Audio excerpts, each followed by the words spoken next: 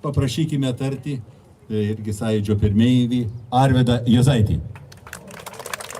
Einam Juozaičiui, parinksime kitą kampą, atsiprašau, Juozaitis.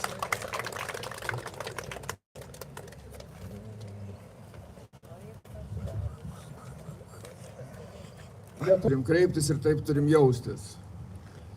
Visi okupantai naikina simbolinės tautos vietas, kad tauta neturėtų kur susirinkti.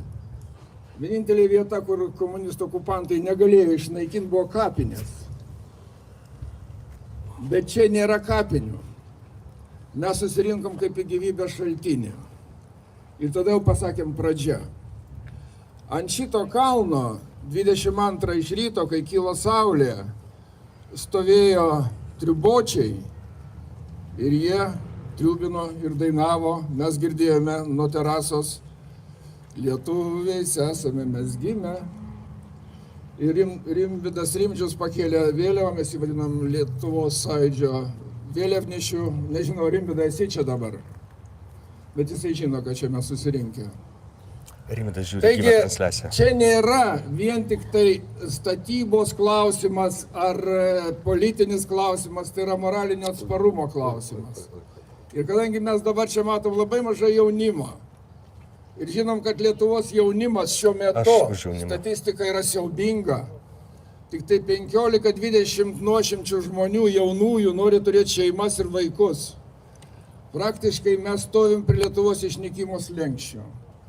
Kalti tarsi jaunieji, nes jų rankose bus ta gyvybės tąsa. Bet mes irgi kalti, kad reiškia kažką netai padarėm, kad jie tokie yra.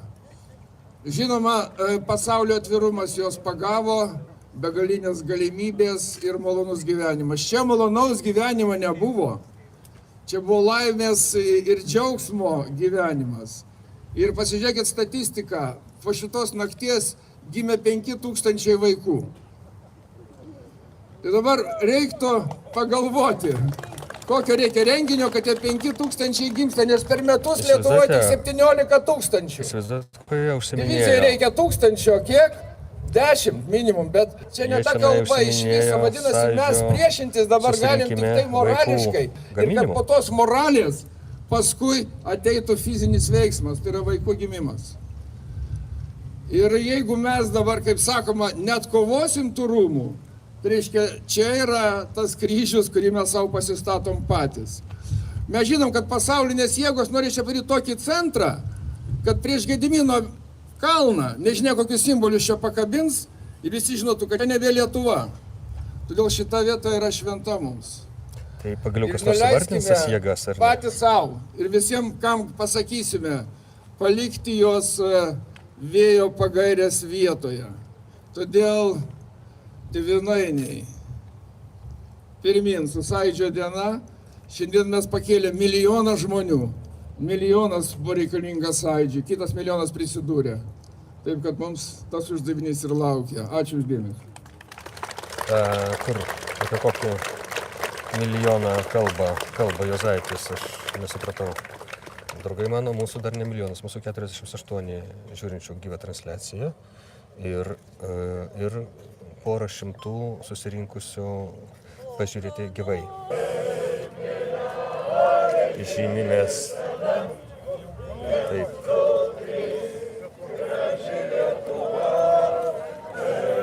Gerbiamas Juozai, aš labai atidžiai klausiausi jūsų kalbos, bet neišgirdau esminio dalyko. Bet ne vienas iš kalbėjusių neįvardino atvirai, kas tas Slibinas, kuris bando praryti šitą Sąjūdžio užgimimo vietą.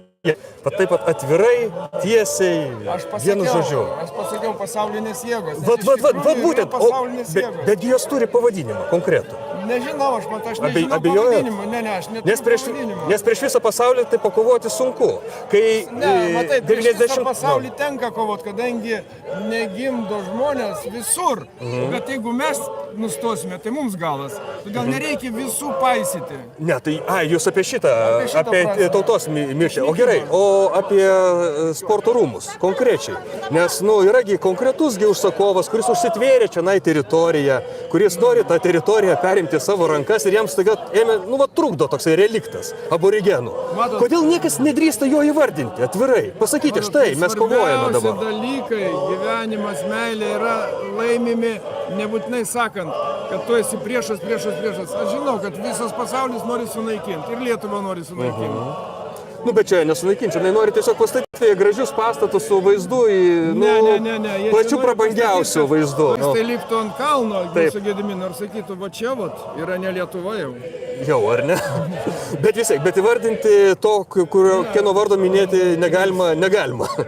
Ne, tiesiog nereikia, saiko jausmas. Saiko- Graikiškas saiko jausmas. Saiko ar mūsų- tokios savisaugos? Ne, čia yra taktikos reikalas, kad mūsų neskaldytų be reikalo. O mes telkėmės ir viskas. Ir toks matau, kad mes telkėmės.